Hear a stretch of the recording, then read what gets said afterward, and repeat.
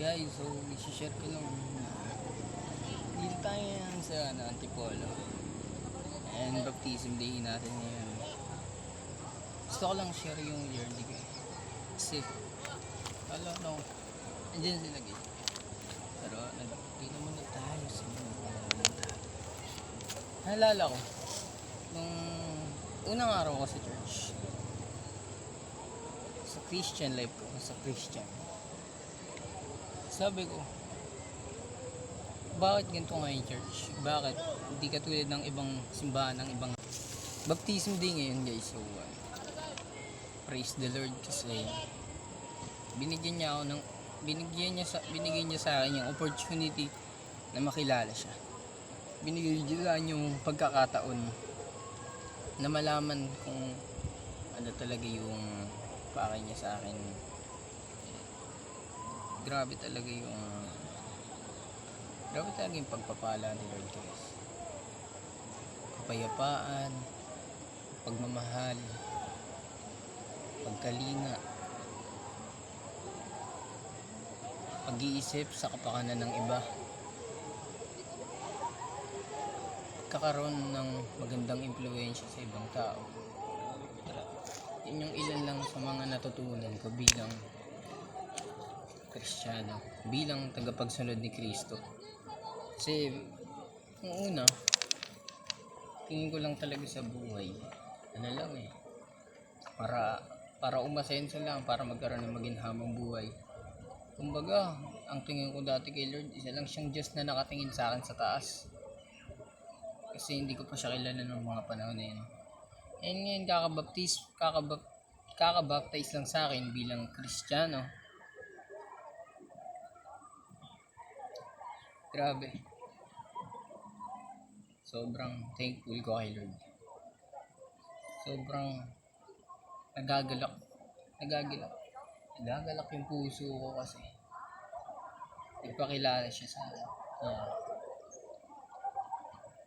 Alam ko malayo pa biyahe ko bilang Kristiyano. Alam ko marami pa ako mararating sa buhay. Yung sabi nga bilang Kristiyano, pag nabaptismohan ka na, the old has gone and the new has come. So yung nakaraan ko wala na yun kumbaga bagong Jo Marina talaga to. Kumbaga iniwan ko na lahat, nilisan ko na, pinatay ko na lahat ng mga negatibo, pangit, makasama para di lang para sa sarili natin, hindi para sa ibang tao.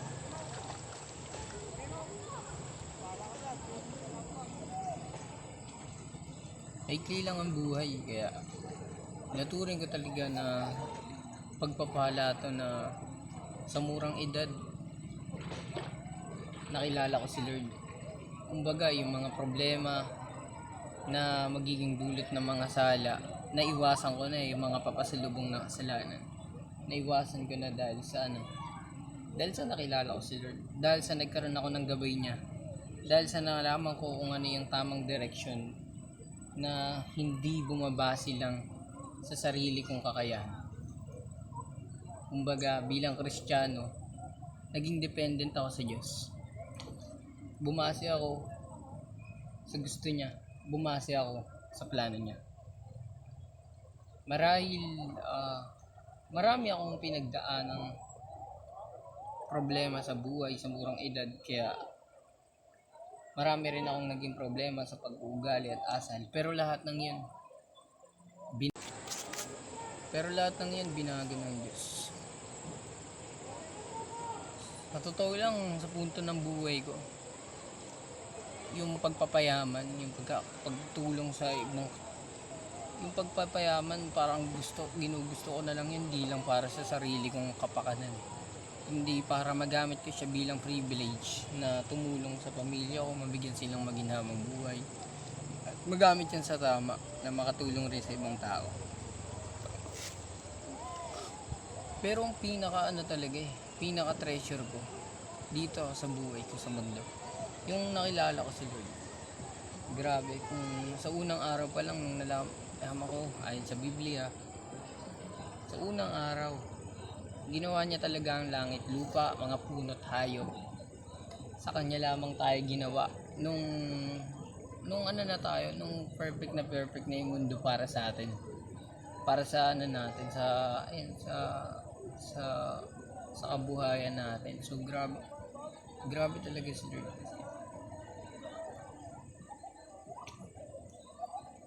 Grabe talaga si Lord kasi alam mo yun, sa kabila ng pagkakasala natin, wala siyang favoritism o ano.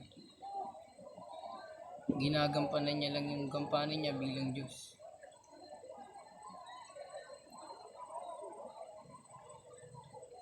Nagiging mabuti lang siya.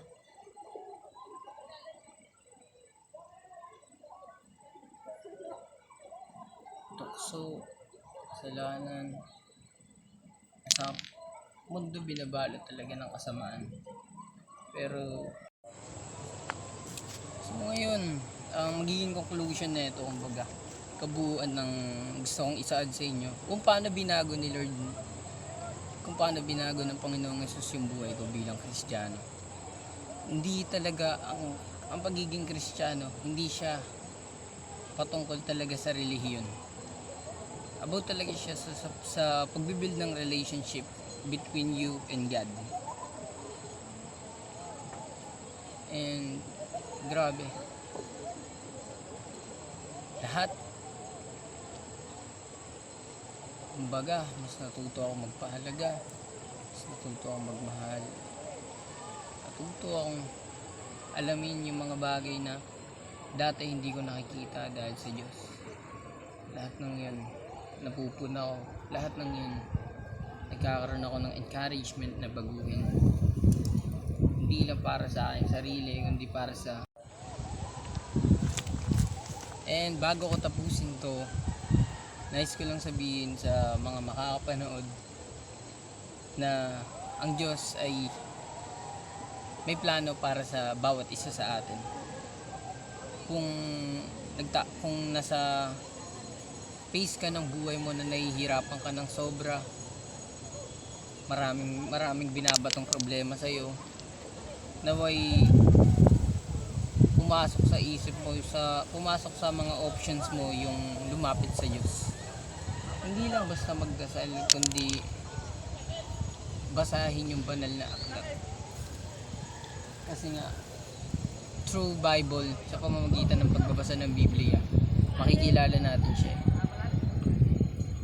Malalaman natin kung ano nga bang pakain ng Diyos, kung bakit niya nga ba tayo binuhay, diba? Kung para saan nga ba tayo. Kasi lahat tayo may purpose talaga sa mundo. And kung wala kang Diyos, kung hindi mo alam yung purpose mo na matiwasay, syempre gagawa kang sarili mong direction, and malaking possibility na maliligaw ka ng landas.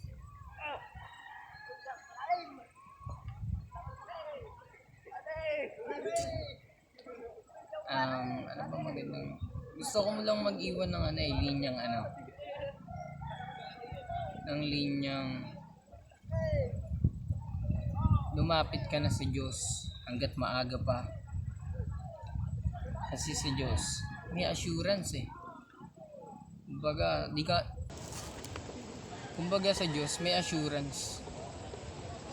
Naalis lahat ng worriness mo, lahat ng pangamba mo. Kumbaga, nung naging Kristiyano ako, nasama ko siya sa lahat Bago ako mag-gym, pray. Bago kumain, pray. Pagkagising, devotion. Tuwing Sunday, magsisimba. Then, ina-acknowledge ko yung mga dapat kong baguhin sa sarili ko. Siyempre, para maging better. And yung pag-lead or pagsaserve kay Lord, ayun yung mga aspects sa buhay ko na ginagampanan ko na nasasama ko si Lord. And tunay na may Diyos. Hindi man natin siya nakikita o nahawakan, pero yung presensya niya nasa sa atin talaga. Kasama natin siya. gusto ko rin i-share yung isa sa mga paborito kong topic na topic sa mentoring, yung every season has its purpose. Kumbaga dati pag may problema, ang nasa isip ko lang bakit ito nangyayari, bakit ako may problema, pero wala sa isip ko yung kung anong purpose ng problema na to. Pero nung nakilala ko si Lord, na-realize ko lahat ng gusto niyang ituro sa bawat problema na kinakaharap ko, sa bawat problema na binibigay niya sa akin, sa bawat problema na hindi tumitigil at nagpapasakit. Lahat ng problema nakabubuti at may halaga talaga. So, kung ano man yung gusto nating marating sa hinaharap, bibigay ng Diyos. Basta matutuhan mo lang tanggapin yung aral. Matutuhan mo lang alamin kung ano ba yung gusto niyang makita mo. Matutuhan mo lang i-apply yung wisdom na pinapahid niya sa'yo. Yun lang. Mabuhay tayo ng mapayapa. Mabuhay tayo ng may galak sa puso. Mabuhay tayo ng may pagpapahalaga sa bawat umaga na nakikita pa natin tong araw. Mabuhay tayo ng pagmamahal sa kapwa. Mabuhay tayo.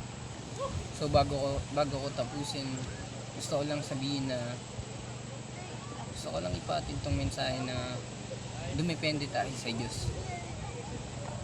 Kung may suliranin man, magtiwala tayo sa plano niya. Magtiwala tayo sa hangarin na hindi nakadepende sa atin. Huwag tayo magmarunong kaysa sa Kanya kasi nga siya ang Diyos. He knows what we need. Kaya ayahan lang natin siyang kumilos. Kasi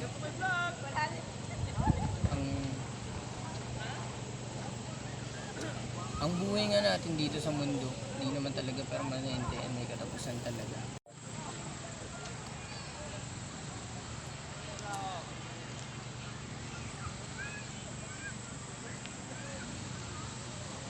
So guys, bago tayo umuwi, nais kong magkaroon ng remembrance sa church ay dito. Kukuha lang ako ng maliit na bato dito bilang remembrance. And katulad na itong bato, ito yung magsaserve ko bilang sagisag na ako'y malinis na. Hindi ko ba tayong mas maputi.